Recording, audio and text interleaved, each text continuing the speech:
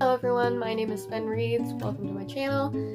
Today we're going to be doing a full ACOTAR review, so every book in the series, except for I will not be talking about A Court of Frost and Starlight. I just don't feel like it needs a full review in this. I will just say that I enjoyed it. I thought it was a good end to the series.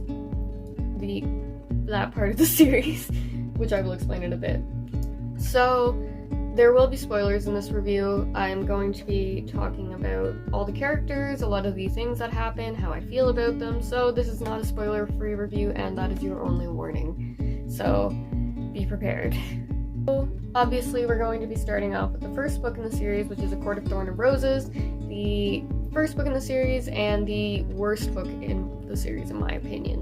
Which, it wasn't bad, but compared to all the other books, it didn't fit in. So the plot of A Court of Thorn and Roses is Feyre is a starving girl from a poor family who is hunting for their survival, and she ends up killing this female and is taken to their realm as punishment to serve her life to this High Lord named Tamlin. So she's taken there and she's put in this beautiful house with all this beautiful clothing, all these servants and stuff. And it's nothing like what she expected it would be. She ends up falling in love with the High Lord, and the High Lord ends up falling in love with her. So the characterization in this book I thought was pretty good. I really liked Feyre. I had an interest in her because I could understand her struggles and the devastation that she felt being sent to this world. It was completely out of her everything. She was very confused and broken, and she found love in this horrible situation. So I thought that was great. The thing that I hated about it was the love interest in the first book, Tamlin. I did not like Tamlin at all. I found him both weak and overly strong at the same time. He was a brute with a soft heart, which, some people love, but it didn't work for me, unlike Cassian does later in the series. Tamlin was just kind of an idiot, and I didn't really like him, especially leading into the second book, but we'll get to that later. Lucien really worked for me. I really like Lucien. He was charismatic, he was flirty, and I really enjoyed him. Amarantha, the Dark Queen at the end of the book, who ends up kidnapping Feyre and forcing her through these 3 trials at the end of the book. I didn't really find she had much of a character, especially compared to the later villainy people. Although I do have a problem with the villains in Sarah J. Maas's book tend to all be very similar, which is one of my problems with her books, but because of how Sarah J. Maas's books are done, with her characterization being so good in the non-villains that you just love them so much, it doesn't really bother me. So, with the first book, I really enjoyed Feyre's character. I found her really interesting. The world building was very interesting. I found it very Beauty and the Beast styled. Everything felt whimsical and magical, and Feyre, spent a lot of time in the library and all that. The third act of the book was really good with the tournament and the trials and the fighting. That was really interesting. That was when we got introduced to Rhysand's character, and I loved him from the beginning, and I didn't even know about his arc in the second book yet. So I really enjoyed that. I really enjoyed that struggle and those characters and stuff. So I found that really interesting. Also, I loved Lucien. He's a good boy, and he stays a good boy for most of the series. We'll get into that. Again, there's not much to talk about in the first book, but I did not enjoy the romance. I didn't enjoy Feyre and Tamlin's romance at all. I found Tamlin very possessive from the beginning, which when leading into the second book, it did not surprise me that his character took the turn that he takes in the second book. But the book also felt too light. It lacked Sarah J. Maas's kick-ass fist bump the air scenes that there were a couple at the end of the tournament, but if you read Sarah J. Maas, you know what I'm talking about, which is the scene where Aelin in the,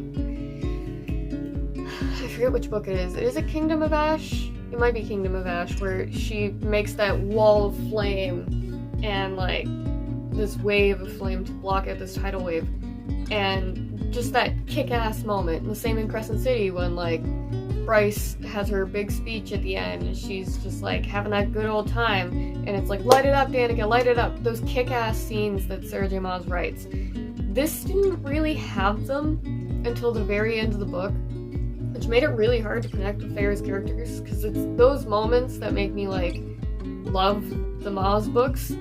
So I ended up only giving this book a 3 out of 5 because I didn't really care too much for anything about it. It didn't stick with me, but I enjoyed it enough that I was like, fuck it, yeah, I'll buy the rest of the series. So I did, and it got so much better.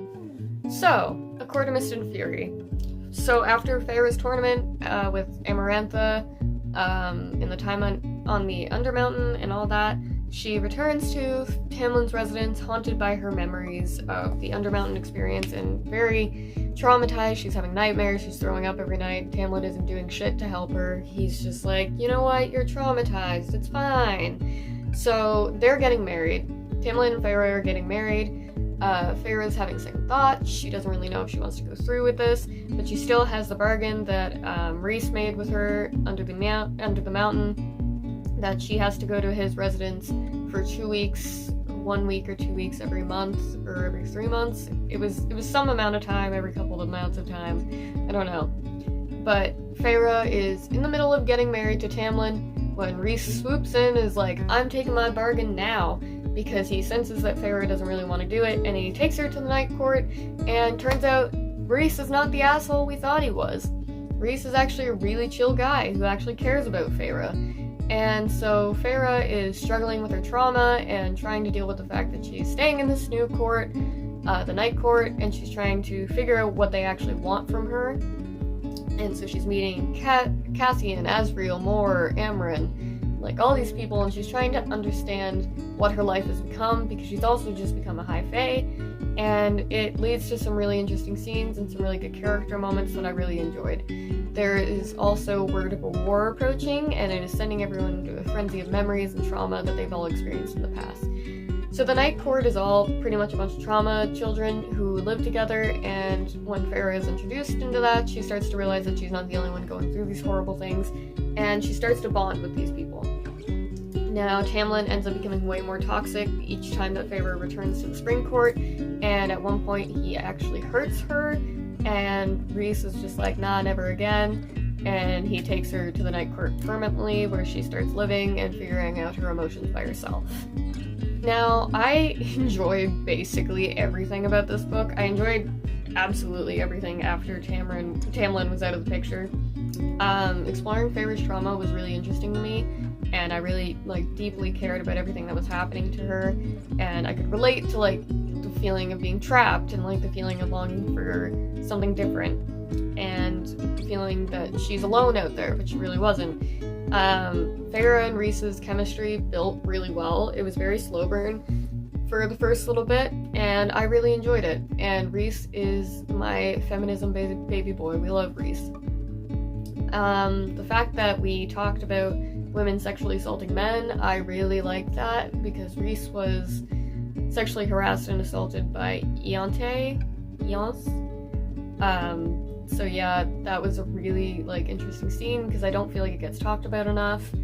I love Asriel. He is my dark baby boy, and I love him. The ending made me cry with, so of course at the end of the book, Hybern comes back, and we have this big showdown where we find out that Tamlin brought Hybern there to get Feyre back, and Feyre is like, nah. And then they yeet Feyre's sisters into the cauldron, and they become a High Fae. And if you've already read the books, which I'm hoping you did at this point, you already know all this stuff, but that whole build up and everything, Cassian's wings being torn and just all this shit, and I cried at the end, especially when Feyre made that sacrifice to go back with Tamlin and to pretend that Rhys had cast a spell on her to make her fall in love with him. Just that whole thing just broke my heart, but at the same time I loved it, and it led really well into the third book, so props to you, Sarah J. Maas. I really liked it. I did not enjoy The time spent with Tamlin, I found it really slow, but at the same time I understood why it had to be there. We were character building, and it made the payoff at the end of the series way more. It just made it hit way harder than it would have if we hadn't had those like few slow scenes.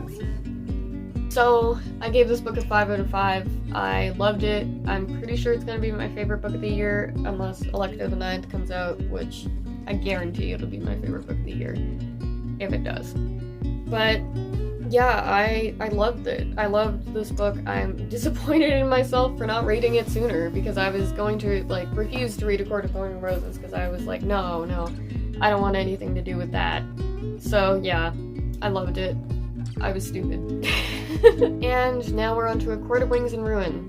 So Feyre is back in the Spring Court with Tamlin. She is now High Lady of the Night Court, and war is approaching with Hybern, and he's building an army to destroy the wall that borders the Fae and human realm.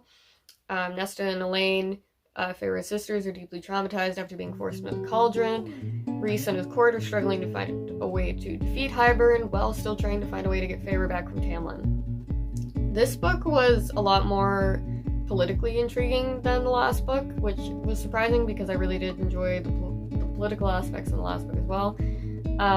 We met some of the other courts, who some of them were assholes, which I wasn't surprised by, but there was a lot of really good like political tension, and like who's gonna side with us, who's gonna give themselves over to us so we can fucking defeat this asshole who just rose from the dead. Like, we need this. And like, it was just a very intricate navigational system, although I wish there would have been more of it in it, more of like navigating a political system in the book, because I found that some of the scenes really lacked the political side and kept more to the emotional side of like, well, Feyre is now married to Rhys, which means that pissed these people off, so they don't want to be with you guys anymore. I wish it would have more focused on the fact that these guys politically want to side with them, rather than they emotionally don't want to side with them because they don't like that Rhys did shit. That part didn't really work for me, but it's fine. So the things I definitely enjoyed were pretty much everything again. I really just liked these characters a lot. I liked how Feyre was just done with everyone's shit and was just like, fuck you, I'm the High Lady now. And they were like, there's no such thing as a High Lady. And she's like, bitch, my feminism husband made a spot. And she made her spot too. Like, she deserved what she got. And I really liked the relationship between Elaine and Nesta.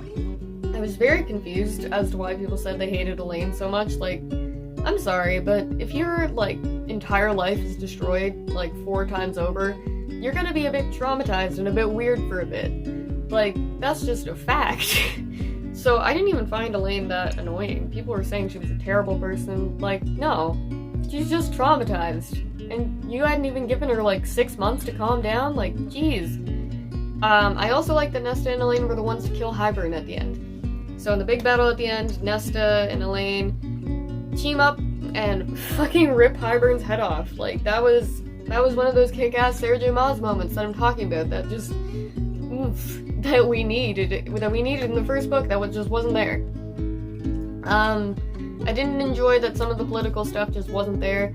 I was expecting a lot more, although there was some that, like, I was like, hell yeah, political intrigue, because that's what I really like about fantasy books. Like, we're navigating a world that doesn't actually exist, and we're navigating the politics of that world, but it really wasn't there as much as I wish it could have been. And I also hated everyone treating Nesta like shit, because if you read A Court of Silver Flames, you really know how she's feeling, and they treat her like absolute garbage in A Court of Silver Flames, which I'm gonna get to in a second, because we're about to talk about it.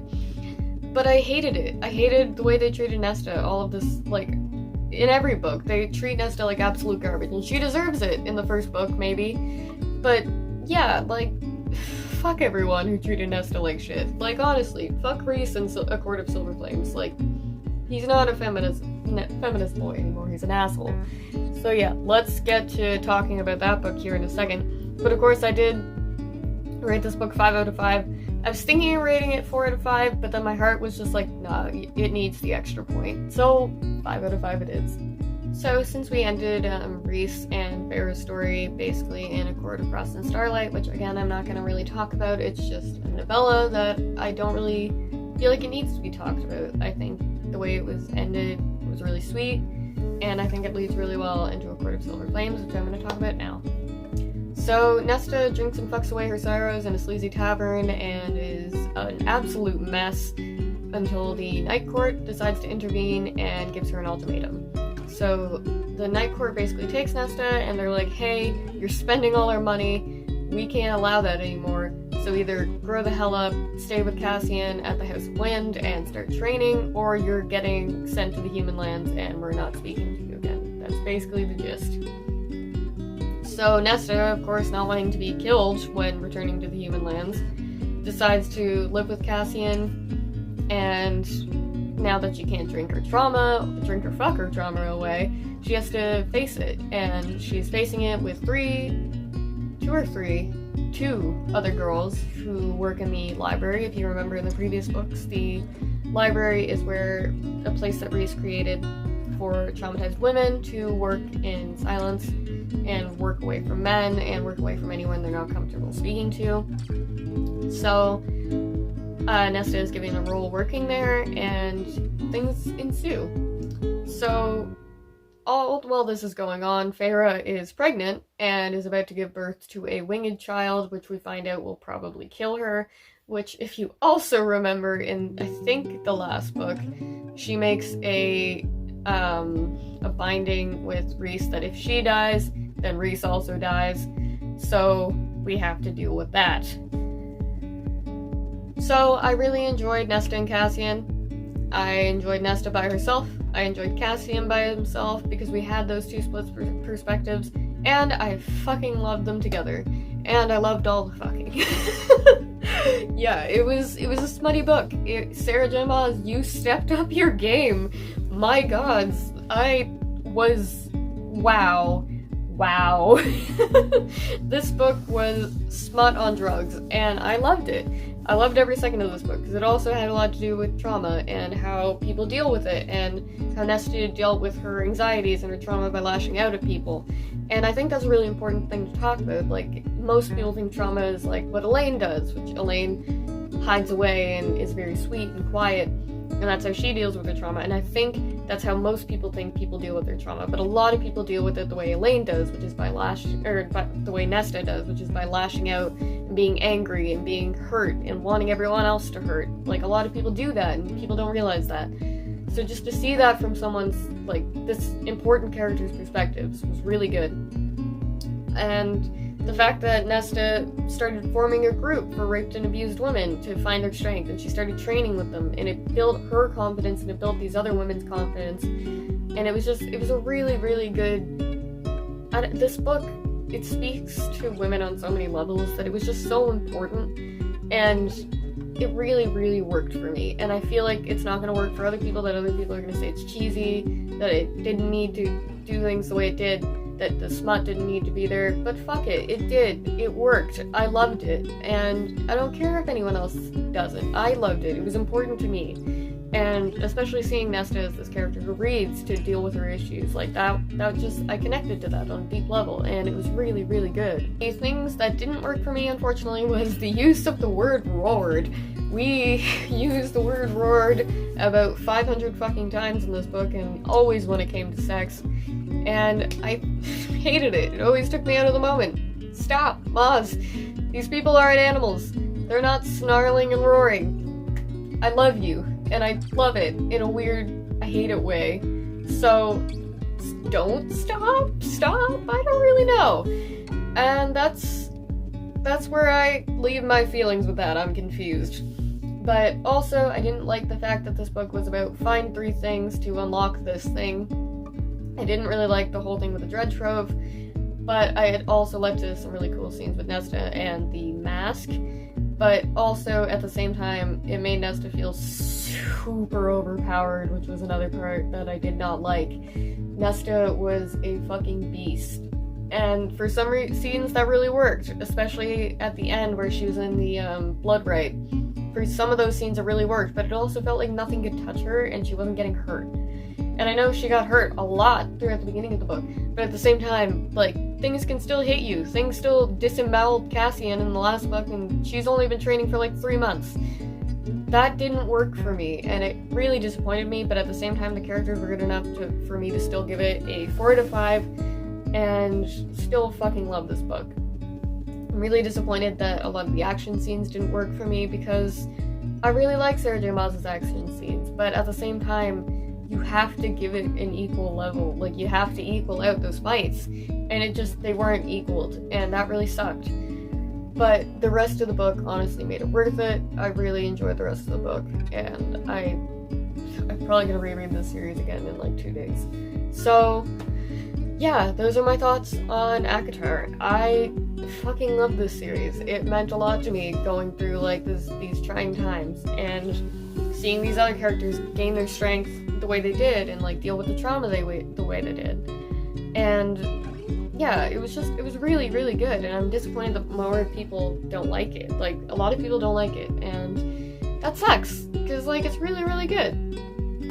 But, you know, to each their own. So yeah, those are my thoughts on the ACOTAR series. I have quite a few favorite scenes. A lot of them have to do with Rhys and Feyre, of course, but there were also some really good ones with Nesta and Cassian. I loved Nesta and Cassian that trek through the wild for like, I think it was like a week, and Nesta was just in complete silence because she was so broken after telling Feyre that Feyre was gonna die.